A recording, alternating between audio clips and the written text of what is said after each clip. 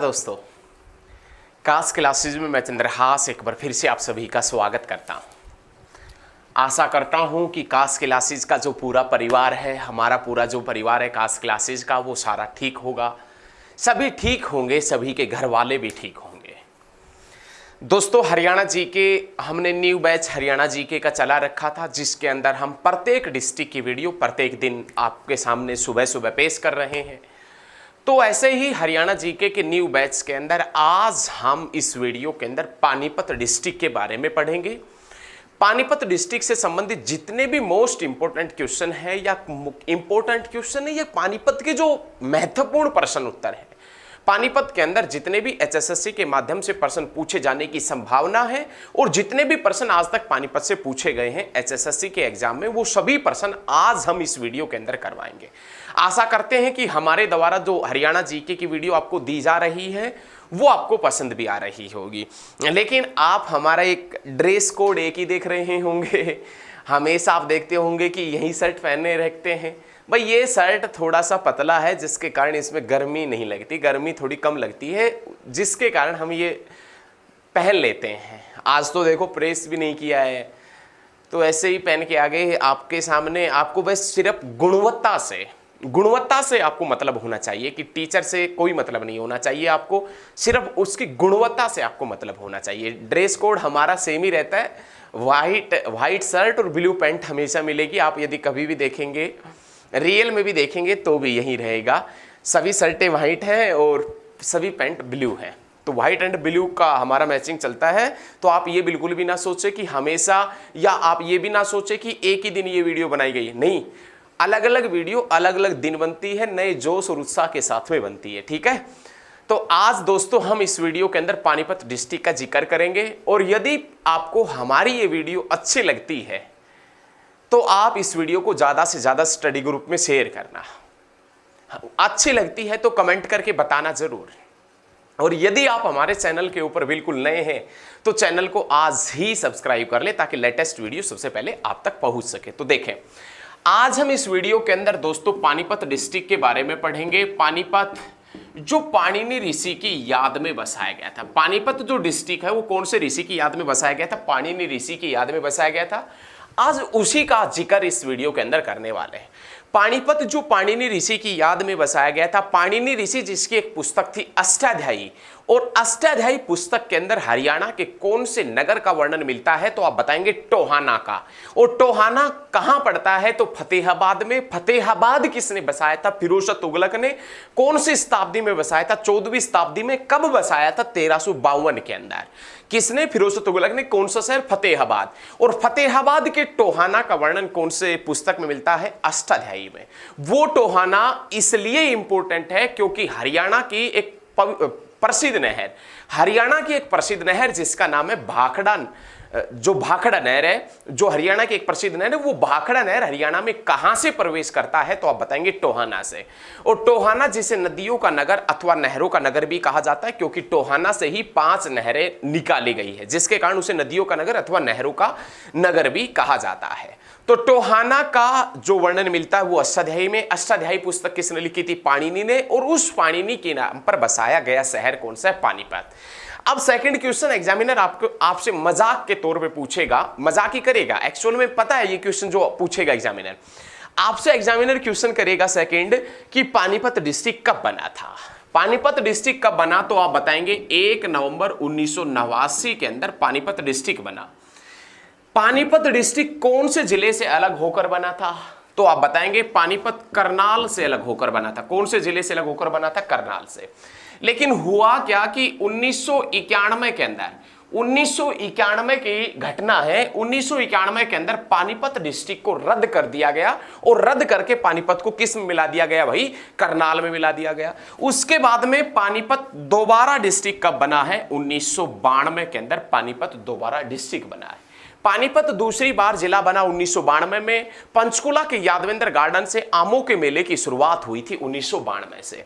1991 में पानीपत रद्द किया गया, लेकिन प्यारे बच्चों आपने ये याद रखना है कि महम सरकारी चीनी मिल 1991 में बनी थी। कुरुक्षेत्र आकाशवाणी केंद्र 1991 में बना था। दिल्ली को राष्ट्रीय राज्य राजधानी का दर्जा 1991 के अंदर दिया गया था। राजीव गांधी की डेथ 1991 के अंदर हुई थी।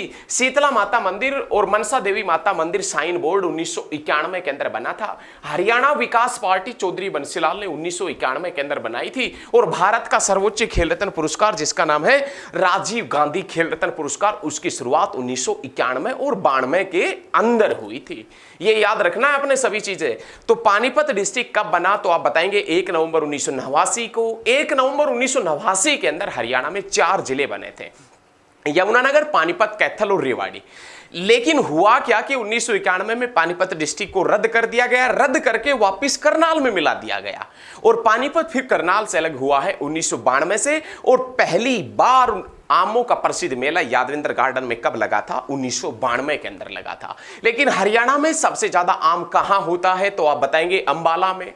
और अंबाला में आम होता है सबसे ज्यादा और होता था, जिसके कारण अंबाला को अंबवाला के नाम से भी जाना जाता है। तो ये सभी पॉइंट आप बहुत अच्छे तरीके से क्लियर रखिएगा। अब क्वेश्चन पूछा जाएगा कि बुनकर नगरी के नाम से हरियाणा का कौन सा जिला प्रसिद्ध है। बुनकर नगरी के नाम से हरियाणा का कौन सा जिला प्रसिद्ध है, पानीपत। पानीपत को बुनकर नगरी के नाम से जानते हैं। ये क्वेश्चन नेशनल जीके में भी पूछा जाता है कि बुनकर नगरी के नाम से कौन से जिले को जानते हैं, तो आप बताएंगे पानीपत को। और ये पानीपत जहां से इंडियन आर्मी, आपने नाम सुना होगा, आप लगे भी होंगे, आपके भाई बंधु सखा जो भी रिश्तेदार हैं वो भी लग रहे होंगे, और शायद कोई वीडियो देख रहा है वो भी 1-2 क्या पता लग रहा हो इंडियन आर्मी में। तो इंडियन आर्मी के जो 75% कंबल है वो कहां से बनते हैं, तो आप बताएंगे पानीपत से। एशिया महाद्वीप का सबसे बड़ा थोक मार्केट, एशिया महाद्वीप का सबसे बड़ा थोक मार्केट पूछे और ऑप्शन में आ जाए कि एशिया महाद्वीप का सबसे बड़ा थोक मार्केट जिसमें नाम आ जाए सोरी मार्केट रोहतक, तो आप सोरी मार्केट रोहतक को चुनेंगे। लेकिन क्वेश्चन पूछ ले कि एशिया महाद्वीप का सबसे बड़ा थोक मार्केट रोहतक ऑप्शन में मिले और पानीपत भी मिले, तो पहला आप चुनेंगे रोहतक को। रोहतक ऑप्शन में ना मिले तो आप पानीपत की मार्केट को चुनेंगे। ठीक है। इंडियन आर्मी 75% कंबल पानीपत से बनते हैं, लेकिन भारतीय थल सेना के 60% गोला बारूद रखने के बक्से यमुनानगर के जगाधरी से बनते हैं। याद रखिएगा, पीतल नगरी के नाम से रेवाड़ी को जानते हैं, बर्तन नगरी के नाम से जगाधरी को जानते हैं, और मिट्टी के बर्तन फिजीलपुर सोनीपत से मिले हैं। सोनीपत जिसका महाभारत कालीन नाम सोनप्रस्थ है, और दिल्ली जिसका नाम इंद्रप्रस्थ है, और पानीपत जिसका महाभारत कालीन नाम पानप्रस्थ है। और ये पानीपत जो पाणिनि ऋषि की याद में बसाया गया था। दोस्तों वीडियो को साथ के साथ में शेयर जरूर करते चलिएगा, शेयर करें भाई, शेयर करें। उसके बाद में नाम आता है पानीपत का क्षेत्रफल कितना है, तो पानीपत के अंदर क्षेत्रफल है 1260 वर्ग किलोमीटर। ये पानीपत डिस्ट्रिक्ट का क्षेत्रफल है। पानीपत डिस्ट्रिक्ट का यदि क्षेत्रफल पूछे, एरिया पूछे, तो आप बताएंगे कि 1260 वर्ग किलोमीटर पानीपत डिस्ट्रिक्ट का एरिया है। बहुत अच्छे तरीके से आपने ये सभी चीजें बतानी है। उसके बाद में एक क्वेश्चन ये भी पूछ सकता है कि पानीपत जिले के अंदर विशेष रूप से कौन सा खनिज पाया जाता है। पानीपत जिले के अंदर कौन सा खनिज पाया जाता है, तो आप बताएंगे गंधक। आपसे पूछे कि पानीपत जिले के अंदर विशेष रूप से कौन सा खनिज मिलता है, तो आप बताएंगे गंधक। या क्वेश्चन ये भी पूछ ले सकता है, गंधक नामक खनिज कौन से जिले के अंदर मिलता है, तो आप बताएंगे पानीपत में। गंधक नामक खनिज कौन से जिले के अंदर मिलता है, पानीपत के अंदर। और ये पूछे कि पानीपत में सबसे ज्यादा खनिज कौन सा मिलता है, तो भी आप गंधक को ही चुनेंगे। उसके बाद में हम क्वेश्चनों की तरफ बढ़ते रहे, एक से एक बेहतरीन क्वेश्चन हम अब आपके सामने करवाते चलेंगे। पानीपत डिस्ट्रिक्ट से पहला क्वेश्चन निकलता है जो एचएसएससी के एग्जाम में बहुत बार रिपीट होता है। Haryana staff selection commission, Haryana staff selection commission के एग्जाम में बहुत बार रिपीट होने वाला क्वेश्चन क्या है, वो देखें आप। बहुत बार रिपीट होता है, कौन सा क्वेश्चन है वो अभी बताएंगे। आप लगातार हमारे साथ में बने रहें, और वीडियो अच्छी लगती है तो इस वीडियो को ज्यादा से ज्यादा स्टडी ग्रुप में शेयर भी करते रहिएगा। ठीक है, बहुत अच्छे तरीके से पढ़ेंगे भाई, बहुत अच्छे तरीके से पढ़ेंगे, एकदम जहर तरीके से पढ़ेंगे, एकदम जहर। देखें, पहला क्वेश्चन है कि पानीपत की पहली लड़ाई कब हुई थी। पानीपत की जो पहली लड़ाई है ये आपको आता है, लेकिन इस लड़ाई से हम देखना कितने क्वेश्चन बनाना आपको सिखाएंगे। पानीपत की पहली लड़ाई का जिक्र करें तो पानीपत की पहली लड़ाई 1526 के अंदर हुई थी। पानीपत की पहली लड़ाई अप्रैल 1526 के अंदर हुई थी। ये क्वेश्चन आपको आता है, नो डाउट। लेकिन इस 1526 के अंदर बच्चे अपन 400 साल ऐड कर दे 1926, हरियाणा का पहला कॉलेज नेकीराम शर्मा कॉलेज बना था रोहतक के अंदर 1926 के अंदर। हरियाणा का पहला कॉलेज पंडित नेकीराम शर्मा कॉलेज बना था 1926 में। कहां बना था तो आप बताएंगे, रोहतक में। और ये पंडित नेकीराम शर्मा, जिसे हरियाणा केसरी के नाम से जाना जाता है, हरियाणा केसरी के नाम से जाना जाता है किसे तो आप बताएंगे, पंडित नेकीराम शर्मा, जिनका संबंध रोहतक से रहा था। ये चीज भी आपने याद रखनी है। तो 1526 के अंदर घटना है अप्रैल मंथ की। अप्रैल 1526 में पहली लड़ाई हुई थी, और ये पहली लड़ाई किस किस के मध्य हुई थी? बाबर और इब्राहिम लोदी के मध्य हुई थी। ये क्वेश्चन आपको आता है, नो डाउट। पानीपत की पहली लड़ाई बाबर और इब्राहिम लोदी के मध्य हुई थी। भाई दिल्ली सल्तनत का टाइम पीरियड आपसे पूछे तो आप बताएंगे 1206 से लेकर 1526। पानीपत की पहली लड़ाई में दिल्ली सल्तनत का खात्मा हो गया था। दिल्ली सल्तनत जिसमें 5 राजवंशों ने शासन किया था, दिल्ली सल्तनत के ऊपर 5 राजवंशों ने शासन किया था। 1206 से लेकर 1526 तक 5 राजवंश हुआ करते थे, जिसमें पहला वंश तो हुआ करता था गुलाम वंश, जिसकी नींव कुतुबुद्दीन ऐबक ने रखी थी, और अंतिम वंश लोदी वंश था, और लोदी वंश का अंतिम शासक इब्राहिम लोदी हुआ करता था, जो पानीपत की पहली लड़ाई में 1526 में बाबर के हाथों मारा गया था। पानीपत की पहली लड़ाई में बाबर के हाथों कौन मारा गया था? इब्राहिम लोदी। कौन से वंश का शासक था? लोदी वंश का। दिल्ली सल्तनत के ऊपर राज करने वाला अंतिम वंश कौन सा था? लोदी वंश। लोदी वंश का अंतिम शासक कौन था? इब्राहिम लोदी। जो कौन सी लड़ाई में मारा गया था? पानीपत की पहली लड़ाई में। कब मारा गया था? 1526 में। किसने, किसके माध्यम, किसके द्वारा मारा गया था? तो आप बताएंगे बाबर के द्वारा मारा गया था। लेकिन बाबर ने जैसे ही इब्राहिम लोदी को मारा, दिल्ली सल्तनत का एंड हो गया। दिल्ली सल्तनत खत्म हो गई, दिल्ली सल्तनत का एंड हो गया, लोदी वंश का एंड हो गया। तो उसके बाद में बाबर ने मुगल वंश की नींव रखी थी। पानीपत की पहली लड़ाई के बाद बाबर ने कौन से वंश की नींव रखी थी? मुगल वंश। और मुगल वंश कब तक चला था तो आप बताएंगे 1857 तक मुगल वंश चला था। कब तक चला था बच्चे? 1857। तो ये आपने याद रखना है। पानीपत की पहली लड़ाई के बाद में मुगल वंश की नींव बाबर के द्वारा रखी गई थी। मुगल वंश का प्रथम शासक बाबर हुआ करता था, और मुगल वंश का अंतिम शासक बहादुर शाह जफर, जिसने क्रांति का नेतृत्व दिल्ली से किया था। 1857 की क्रांति का नेतृत्व दिल्ली से किसने किया था तो आप बताएंगे बहादुर शाह जफर ने किया था। किसने? बहादुर शाह जफर ने। तो ये सभी पॉइंट आपने बहुत अच्छे तरीके से याद रखना है। तो आपसे पूछे कि इब्राहिम लोदी का मकबरा कहां है तो आप बताएंगे पानीपत में। लेकिन आपसे तुरंत अगला ही क्वेश्चन एग्जामिनर पूछ ले कि इब्राहिम सूरी का मकबरा कहां है, तो इब्राहिम सूरी का मकबरा नारनौल में पठान शैली से निर्मित है, पठान शैली के माध्यम से बनाया गया है। और किसने बनवाया था? शेरशाह सूरी ने। और उस शेरशाह सूरी का बचपन भी कहां बीता था? नारनौल में। नारनौल जिसका पुराना नाम नरराष्ट्र अथवा नंदीग्राम है। और महेंद्रगढ़ डिस्ट्रिक्ट का मुख्यालय भी कहां है तो आप बताएंगे नारनौल के अंदर। कहां पर पड़ता है? नारनौल में। तो ये पानीपत की पहली लड़ाई 1526 में बाबर और इब्राहिम लोदी के बीच हुई थी। लेकिन क्वेश्चन ये भी पूछेगा आपसे, कौन पूछेगा? एग्जामिनर पूछेगा कि पानीपत की पहली लड़ाई के बाद या पानीपत की पहली लड़ाई जीतने के बाद बाबर ने अपनी बेगम मुसम्मत की याद में, पानीपत की पहली लड़ाई जीतने के बाद बाबर ने अपनी बेगम मुसम्मत की याद में कौन सी मस्जिद बनवाई थी तो आप बताएंगे काबुली बाग मस्जिद। कौन सी मस्जिद बनवाई थी? काबुली बाग मस्जिद। एग्जाम में वेरी वेरी इंपॉर्टेंट क्वेश्चन है भाई, ये याद रखे, वीआईपी क्वेश्चन कह दो इसको, वेरी वेरी इंपॉर्टेंट है क्वेश्चन है। एग्जाम में जब भी मस्जिदों का जिक्र होता है तो काबुली बाग मस्जिद का जिक्र हुए बिना कोई भी एचएसएससी का एग्जाम नहीं होता। मतलब यदि एग्जाम में मस्जिद वगैरह पूछी जाएगी तो काबुली बाग मस्जिद का जिक्र होगा ही होगा। एग्जाम में सबसे ज्यादा बार पूछी जाने वाली मस्जिद है काबुली बाग मस्जिद, जो बाबर ने अपनी बेगम मुसम्मत की याद में बनवाई थी। पानीपत की पहली लड़ाई के बाद में बनवाई थी, इब्राहिम लोदी को मारने के बाद में बनवाई थी। याद रखना आपने, ठीक है। उसके बाद में देखें, उसके बाद में नाम आता है पानीपत की सेकंड लड़ाई। यदि सेकंड लड़ाई का जिक्र करें तो पानीपत की सेकंड लड़ाई 1556 में हुई थी। ये किस किस के मध्य हुई थी तो आप बताएंगे? अकबर और हेमू के मध्य हुई थी। घटना शायद नवंबर की है, नवंबर 1556 के अंदर पानीपत की दूसरी लड़ाई अकबर और हेमू के बीच में हुई थी। अकबर की आयु इस समय लगभग 13.5 या 14 साल की हुआ करती थी, मतलब नाबालिग था। वोट डालने का भाई अधिकार नहीं था, आधार कार्ड भी नहीं बना होगा अकबर का, तो बन गया होगा ये मान लो कि, लेकिन 18 होने के बाद में फिंगरप्रिंट फिर से चेंज करवाने पड़ेंगे क्योंकि फिंगरप्रिंट बदल जाएंगे, तो वे मैच नहीं करेंगे तो इनको भाई साहब आईडी इनकी घोषित नहीं होगी, तो कोई बात नहीं।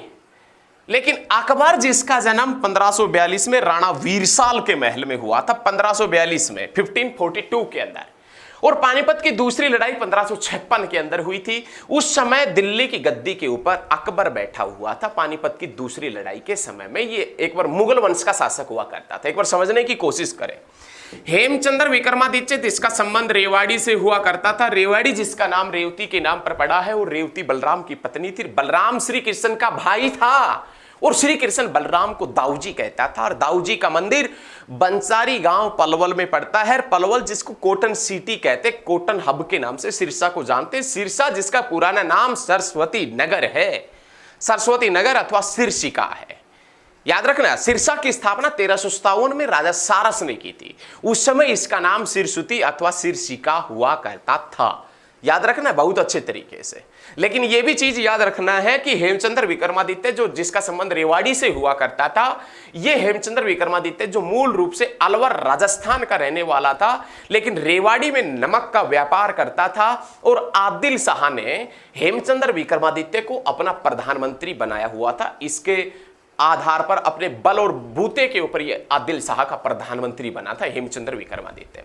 अब होता क्या है कि अक्टूबर की घटना है, मतलब पानीपत की दूसरी लड़ाई से पहले की घटना है। पानीपत की दूसरी लड़ाई नवंबर 1556 में हुआ, लेकिन अक्टूबर 1556 के अंदर एक दिन ऐसा आया कि दिल्ली की गद्दी के ऊपर हेमचंद्र विक्रमादित्य बैठ गया। हेमचंद्र हेमू दिल्ली की गद्दी के ऊपर बैठ गया अक्टूबर के अंदर। और जैसे ये दिल्ली की गद्दी के ऊपर बैठा, दिल्ली की गद्दी के ऊपर बैठा पूरे भारत का बादशाह, और जैसे ये दिल्ली की गद्दी के ऊपर बैठा, इसने अपने आप को विक्रमादित्य की उपाधि से धारण कर दिया। अब ये हेमचंद्र विक्रमादित्य बन गया। जब इस बात का पता अक्टूबर के अंदर मुगल शहंशाह, मुगल बादशाह अकबर को चलता है कि दिल्ली की गद्दी के ऊपर एक हिंदू शासक हेमचंद्र विक्रमादित्य बैठ गया, तो अकबर अपने सभी सेनापतियों को थानेसर कुरुक्षेत्र में इकट्ठा होने का आदेश देता है। अकबर अपने सभी सेनापतियों को थानेसर कुरुक्षेत्र में इकट्ठा होने का आदेश देता है। सभी सेनापति थानेसर कुरुक्षेत्र के अंदर इकट्ठा होते हैं। अकबर के लिए मंच लगाया जाता है। अकबर मंच के ऊपर बैठकर ऐलान करता है कि दिल्ली की गद्दी के ऊपर एक हिंदू शासक बैठ गया, उसको किसी भी प्रकार से दिल्ली की गद्दी से नीचे उतारना है। अब सभी सेनापति बहुत डरे बैठे थे। अकबर के मन में भी डर था, क्योंकि अकबर बच्चा था अभी से, तो अकबर की तो आयु 14 साल की थी, लेकिन उसके सेनापति जितने भी थे वो सारे डरे बैठे थे। क्यों डरे बैठे थे? क्योंकि हेमचंद्र विक्रमादित्य ने अपने जीवन में जितनी भी लड़ाइयां लड़ी थी वो सभी लड़ाइयां जीतता हुआ आ रहा था। हेमचंद्र विक्रमादित्य ने अपने जीवन में जितनी भी लड़ाई लड़ी थी वो सभी लड़ाइयां जीतता हुआ आ रहा था। इस बात का डर अकबर को भी था और अकबर के सभी सेनापतियों को भी था।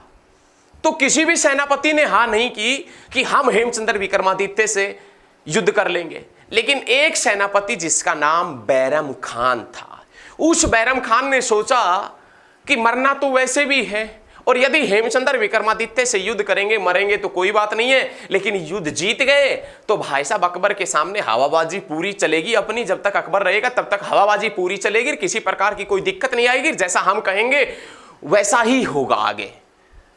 तो पानीपत की दूसरी लड़ाई में अकबर का संरक्षक बैरम खान था, और उसी बैरम खान के नेतृत्व में पानीपत की दूसरी लड़ाई लड़ी गई थी। ऐसा बताया जाता है कि जैसे ही पानीपत के युद्ध के मैदान के अंदर युद्ध शुरू होता है, तो अकबर युद्ध के मैदान में नहीं उतरता, अकबर का संरक्षक बैरम खान उतरता है। अकबर की तरफ से सेनापति बैरम खान आता है। दूसरी तरफ से हेमचंद्र विक्रमादित्य, अकबर मुगलों की सेना बिल्कुल बेहतरीन तरीके से डरी हुई, क्योंकि हेमचंद्र विक्रमादित्य ने जीवन में लड़ाई कोई हारी ही नहीं थी। तो इस बात का डर बैरम खान को भी था, लेकिन किस्मत ने क्या पलटवार किया कि एक तीर, ऐसा बताया जाता है कि हेमचंद्र विक्रमादित्य युद्ध जीतने ही वाला था, अचानक एक तीर उनकी आंख में आकर लगा। और जैसे ही हेमचंद्र विक्रमादित्य की आंख में एक तीर आकर लगता है, हेमचंद्र विक्रमादित्य जो हाथी के ऊपर बैठे हुए थे वो हाथी से नीचे आकर गिरते हैं। और जब तक वो अपनी आंख से तीर निकालते हैं, अपनी बेहोशी की हालत से बाहर आते हैं, उस समय तक हेमचंद्र विक्रमादित्य के चारों तरफ मुगल सेनापति घूम चुके होते हैं। और जैसे ही हेमचंद्र विक्रमादित्य होश संभालता है, बैरम खान अपनी तलवार से हेमचंद्र विक्रमादित्य का सर धड़ से अलग कर देता है। जैसे ही हेमचंद्र विक्रमादित्य होश संभालता है, बैरम खान अपनी तलवार से हेमचंद्र विक्रमादित्य का सर धड़ से अलग कर देता है। अकबर युद्ध स्थल से 10 किलोमीटर पीछे रुका हुआ था, 10 से 12 किलोमीटर पीछे रुका हुआ था, क्योंकि अकबर के भी मन में डर था कि कभी हेमचंद्र विक्रमादित्य युद्ध जीत ना जाए। उसके माइंड में यह था कि यदि युद्ध जीत गया हेमचंद्र विक्रमादित्य, तो कम से कम यदि वो हमारा पीछा करेगा तो 8-10 किलोमीटर का तो गैप है, ऐसे तो कवर नहीं हो पाएगा। ऐसा तो था नहीं कि अकबर के पास में तो अल्टो K10 है और हेमचंद्र विक्रमादित्य फॉर्च्यूनर ले रहा है, भाई साहब तुरंत लगा देगा, कहां जा रहा है, यहीं आ जा। घोड़े हाथी वगैरह से चलते थे, घोड़े वगैरह होते थे, कम से कम 10-12 किलोमीटर का गैप है तो भाग जाएंगे यदि युद्ध हार गए तो। अकबर ये सोच रहा था, लेकिन किस्मत ऐसी पलटी कि हेमचंद्र विक्रमादित्य पानीपत की दूसरी लड़ाई हार गया। अचानक उनकी तीर एक आंख में लगता है और सारी बाजी वहीं से पलट जाती है। तो पानीपत की दूसरी लड़ाई अक्टूबर 1556 में हेमचंद्र विक्रमादित्य और अकबर की तरफ से हुई थी। लेकिन क्वेश्चन HSSC वाला आपसे प्रश्न ये पूछेगा कि पानीपत की दूसरी लड़ाई में अकबर का संरक्षक, अकबर का सेनापति कौन था? तो बैरम खान था। कौन था? बैरम खान। बैरम खान ने बाद में युद्ध जीतने के बाद में सही हवाबाजी की होगी, नहीं ऊंचा तो पद मिला होगा, भारी भरकम मात्रा में धन दौलत मिली होगी, जैसा उसने चाहा होगा वैसा हुआ होगा, मतलब कहने का हवाबाजी। उसके बाद में नाम आता है पानीपत का तीसरा युद्ध। पानीपत का जो थर्ड युद्ध है वो कब हुआ था? तो आप बताएंगे 1761 में। घटना 14 जनवरी की है। 14 जनवरी को आप मकर संक्रांति मनाते हैं। 14 जनवरी 1761 में पानीपत का तीसरा युद्ध होता है। और ये तीसरा युद्ध किस किस के मध्य होता है? तो आप बताएंगे अहमद शाह अब्दाली और मराठों के बीच में होता है। पानीपत का तीसरा लड़ाई अहमद शाह अब्दाली और मराठों के बीच में होता है। लेकिन इस लड़ाई में मराठों का सेनापति कौन था? पानीपत की जो लड़ाई थी, इस लड़ाई में मराठों का जो सेनापति है वो कौन हुआ करता था? पानीपत की तीसरी लड़ाई में मराठों का सेनापति कौन था? तो आप बता देना, मराठों का जो सेनापति है वो कौन हुआ करता था? सदाशिवराव भाऊ। सदाशिवराव भाऊ, अरे ये वही सदाशिवराव भाऊ है बच्चे जिसने कुरुक्षेत्र के अंदर स्थानेश्वर महादेव मंदिर का पुनर्निर्माण करवाया। पानीपत की तीसरी लड़ाई अहमद शाह अब्दाली और मराठों के बीच में हुई थी। लेकिन पानीपत की तीसरी लड़ाई में मराठों का सेनापति सदाशिवराव भाऊ था। और ये सदाशिवराव भाऊ जिसने कुरुक्षेत्र के स्थानेश्वर महादेव मंदिर का पुनर्निर्माण करवाया था। कुरुक्षेत्र का स्थानेश्वर महादेव मंदिर जो पुष्यभूति वंश के शासक पुष्यभूति ने बनवाया था, लेकिन उसका पुनर्निर्माण किसने कराया था? मराठा सरदार सदाशिवराव भाऊ ने करवाया था। लेकिन पानीपत की तीसरी लड़ाई में मराठों का तोपची कौन था? तोपची इब्राहिम खान गारदी। पानीपत की तीसरी लड़ाई में मराठों का तोपची हुआ करता था इब्राहिम खान गारदी। ये भी देख लो आप, अहमद शाह अब्दाली ने आक्रमण किया था, ये भी एक मुस्लिम, ये भी एक मुस्लिम, लेकिन ये मुस्लिम जो देश के प्रति लड़ रहा है, जो देश के प्रति एक जुनून है। इब्राहिम खान गारदी जो पानीपत की तीसरी लड़ाई में मराठों का सेनापति हुआ करता, मराठों का तोपची हुआ करता था। पानीपत की तीसरी लड़ाई से पहले क्या मराठे और अहमद शाह अब्दाली आपस में युद्ध कर चुके थे? जी हां, पानीपत की तीसरी लड़ाई से पहले फरीदाबाद में 1754 में अहमद शाह अब्दाली और मराठे आपस में युद्ध कर चुके थे। लेकिन 1756 और 57 तक संपूर्ण हरियाणा पर मराठों का अधिकार हो गया था। और 1761 में पानीपत की तीसरी लड़ाई होती है और वो लड़ाई अहमद शाह अब्दाली और मराठों के बीच होती है। लेकिन बच्चे ये याद रखना है, 1761 जिसमें 200 साल जोड़ दे 1961, कल्पना चावला का जन्म हुआ था 1961 में और हरियाणा में पहला सैनिक स्कूल कुंजपुरा करनाल में खुला था 1961 में। चलिए नेक्स्ट क्वेश्चन की तरफ बढ़ते हैं।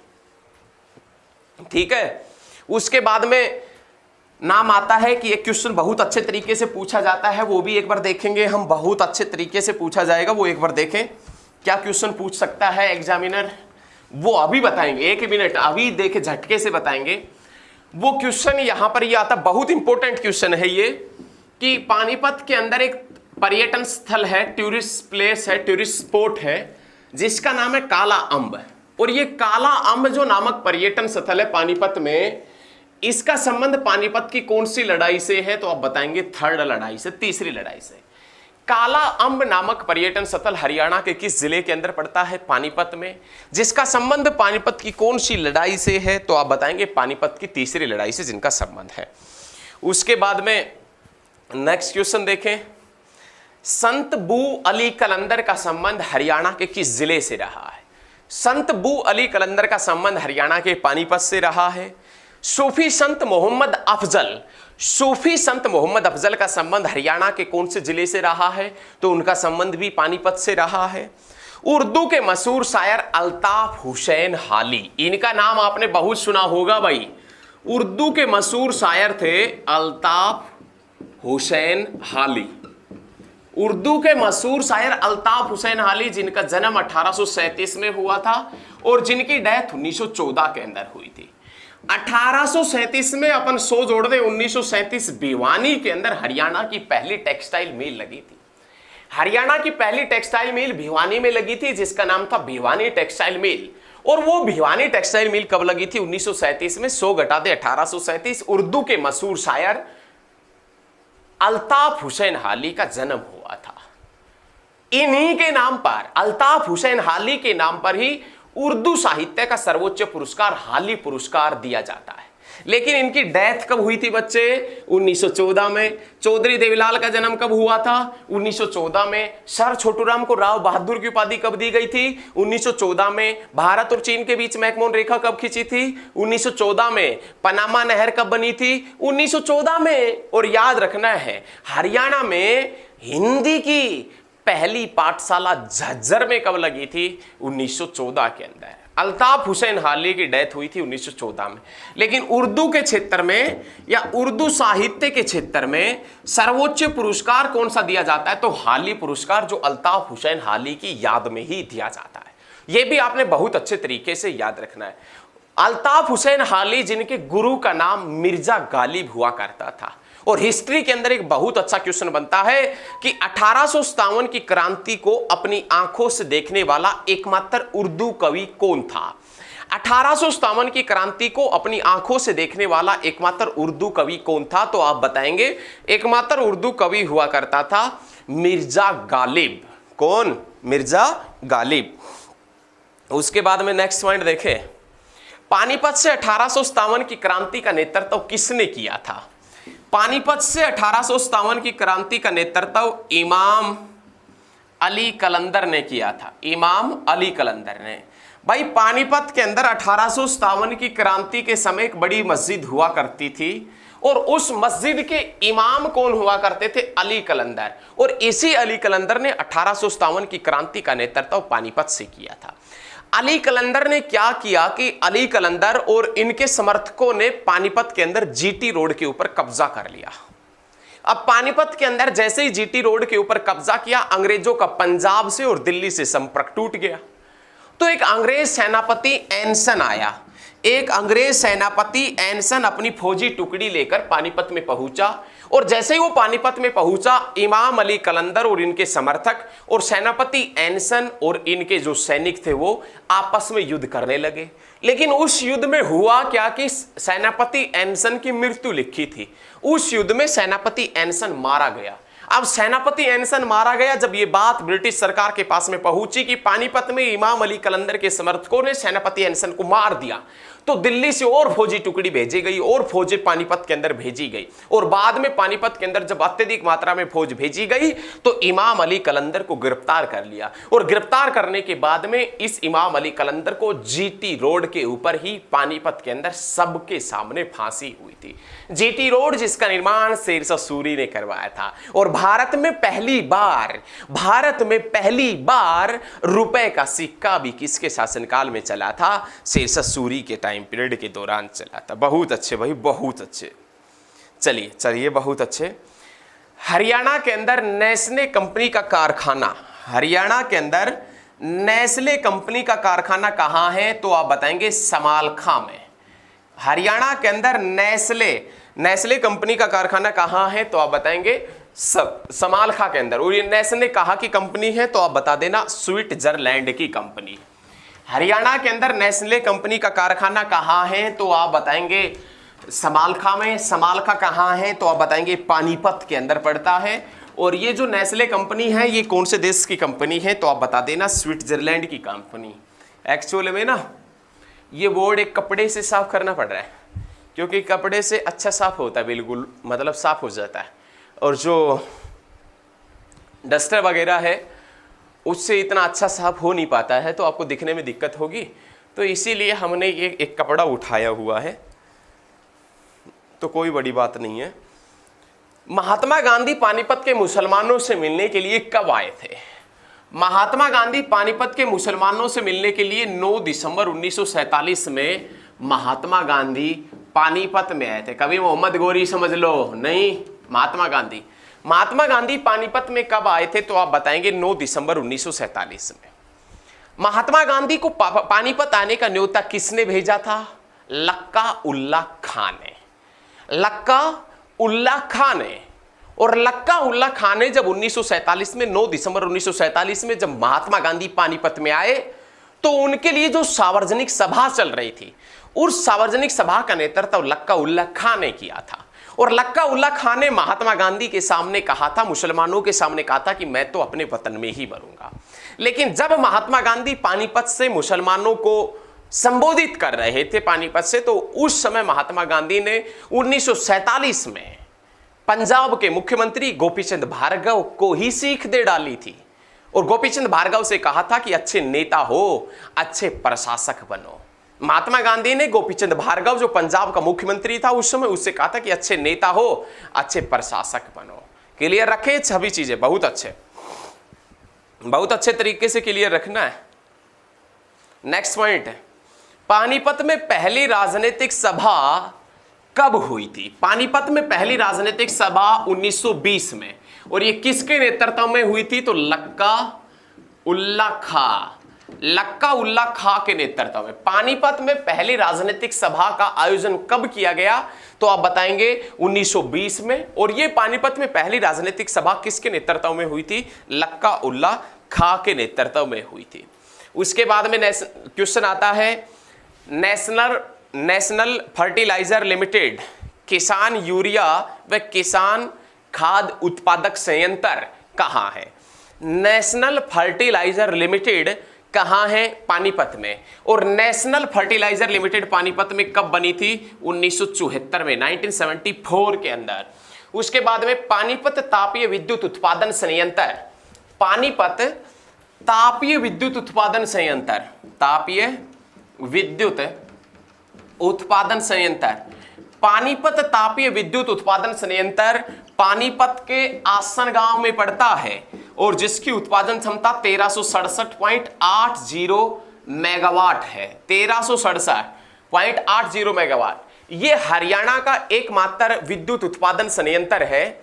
ये हरियाणा का एकमात्र ऐसा विद्युत उत्पादन संयंत्र है जिसकी उत्पादन क्षमता पॉइंटों में है। पानीपत तापीय विद्युत उत्पादन संयंत्र जो कब बना था? 1979 में। फरीदाबाद डिस्ट्रिक्ट कब बना था? 1979 में। लेकिन ये आसन गांव पानीपत में पड़ता है जिसकी उत्पादन क्षमता 1367.80 मेगावाट है। उसके बाद में नाम आता है बाहोली तेल शोधन कारखाना। बाहोली तेल शोधन कारखाना कौन से जिले के अंदर है? पानीपत में। और पानीपत में बाहोली तेल शोधन कारखाना कब बना था? 1980 में, 1980 के अंदर। और 1980 के अंदर ही मेवात विकास बोर्ड बना था। मेवात विकास बोर्ड बना था। उसके बाद में क्वेश्चन आता है कि पानीपत के अंदर जो आध्यात्मिक म्यूजियम है, आध्यात्मिक म्यूजियम कब बना था? 1994 में। हरियाणा पंचायती राज अधिनियम कब पारित हुआ था? 1994 में। ज्योतिसर पर्यटन स्थल कुरुक्षेत्र कब बना था? 1994 में। अग्रोहा मेडिकल कॉलेज कब बना था? 1994 के अंदर। उसके बाद में नाम आता है पानीपत के अंदर पानीपत संग्रहालय कब बना था? तो आप बताएंगे 2000 के अंदर। 2000 के अंदर। उसके बाद में नेक्स्ट पॉइंट आता है कृत्रिम रबड़ संयंत्र कौन से जिले के अंदर है? कृत्रिम रबड़ संयंत्र कौन से जिले के अंदर है? तो कृत्रिम रबड़ संयंत्र जो है ये पानीपत डिस्ट्रिक्ट के अंदर है। और कृत्रिम रबड़ संयंत्र पानीपत डिस्ट्रिक्ट के अंदर कब लगा था? तो आप बताएंगे 29 नवंबर 2013 के अंदर। 2013 के अंदर कृत्रिम रबड़ संयंत्र हरियाणा के कौन से जिले के अंदर है? तो आप बताएंगे पानीपत में। और पानीपत में कृत्रिम रबड़ संयंत्र कब बना था? तो आप बता देना 29 नवंबर 2013 में। लेकिन कौन कौन से देश के सहयोग से बना था? जापान व ताइवान के सहयोग से। सारी जानकारी आप नोट करते रहिए। जापान व किसके सहयोग से बना था? ताइवान के सहयोग से बना था। और उसके बाद में नेक्स्ट क्वेश्चन देखें, हरियाणा में 22 जनवरी 2015 को, ये क्वेश्चन है, हरियाणा में 22 जनवरी 2015 को बेटी बचाओ बेटी पढ़ाओ अभियान की शुरुआत की गई। हरियाणा में 22 जनवरी 2015 को बेटी बचाओ बेटी पढ़ाओ अभियान की शुरुआत की गई। उस अभियान की शुरुआत कहां से हुई थी? बेटी बचाओ वर्सेस बेटी पढ़ाओ अभियान की शुरुआत 22 जनवरी 2015 में की गई। और इस अभियान की शुरुआत कहां से हुई थी? पानीपत से। और किसने की थी? तो आप बताएंगे श्री नरेंद्र मोदी ने की थी।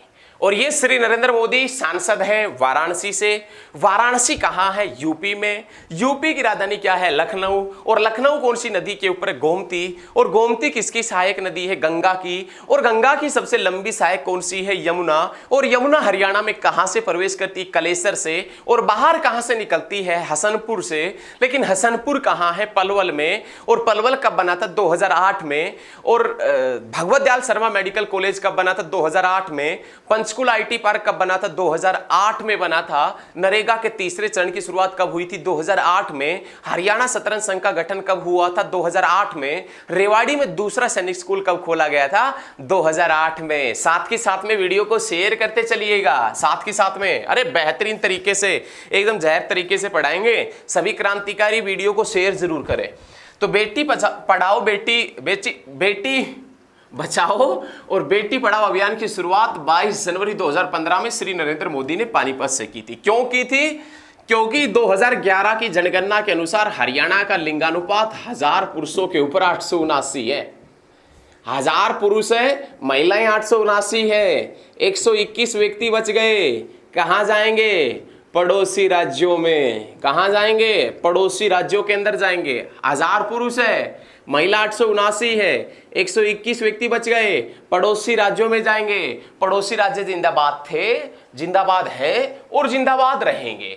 लेकिन बेटी बचाओ बेटी पढ़ाओ अभियान की शुरुआत होने के बाद इस योजना से हरियाणा का लिंगानुपात में काफी उछाल आया है। अब हरियाणा का लिंगानुपात बेटी बचाओ बेटी पढ़ाओ अभियान के बाद सुधरा या नहीं सुधरा, इसी के लिए हरियाणा सरकार ने लिंगानुपात निगरानी डैशबोर्ड भी पानीपत में बनाया था। लिंगानुपात निगरानी डैशबोर्ड कहां बनाया गया? पानीपत के अंदर। उसके बाद में देवी मंदिर और देवी तालाब का शिव मंदिर। देवी मंदिर और देवी तालाब का शिव मंदिर कौन से डिस्ट्रिक्ट के अंदर पड़ता है? तो आप बताएंगे पानीपत डिस्ट्रिक्ट के अंदर। उसके बाद में क्वेश्चन आएगा पाथरी माता का मेला। पाथरी माता का मेला कौन से डिस्ट्रिक्ट में लगता है?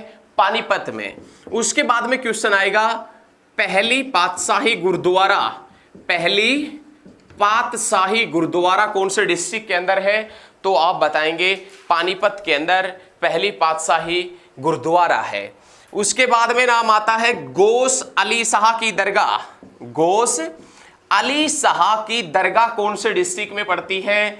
तो आप बताएंगे पानीपत डिस्ट्रिक्ट के अंदर पड़ती है। इब्राहिम लोदी का मकबरा हम बता चुके हैं पानीपत में। काबुली बाग मस्जिद भी कहाँ है? तो भी आप पानीपत को ही चुनेंगे। ठीक है, बहुत अच्छे। उसके बाद में क्वेश्चन पूछेगा कि सकाई लार्क पर्यटन स्थल, सकाई लार्क पर्यटन स्थल कहाँ है? पानीपत में। उसके बाद में क्वेश्चन आएगा ब्लू जे पर्यटन स्थल कहाँ है? तो आप बता देना समालखा में। ब्लू जे पर्यटन स्थल समालखा में, ब्लू बर्ड पर्यटन स्थल हिसार में, और ब्लैक बर्ड पर्यटन स्थल हांसी में, और काला तितर पर्यटन स्थल सिरसा के अंदर। और काला तितर प्रजनन केंद्र पीपली कुरुक्षेत्र में, और कुरुक्षेत्र कब बना था? 1973 में। और किससे अलग होकर बना था? करनाल से। और कैथल किससे अलग होकर बना है? कुरुक्षेत्र से अलग होकर बना है। ठीक है, बहुत अच्छे तरीके से याद रखना है। उसके बाद में अमोनिया प्लांट, अमोनिया प्लांट कहां है तो भी आप बताएंगे, कुरुक्षेत्र के अंदर है।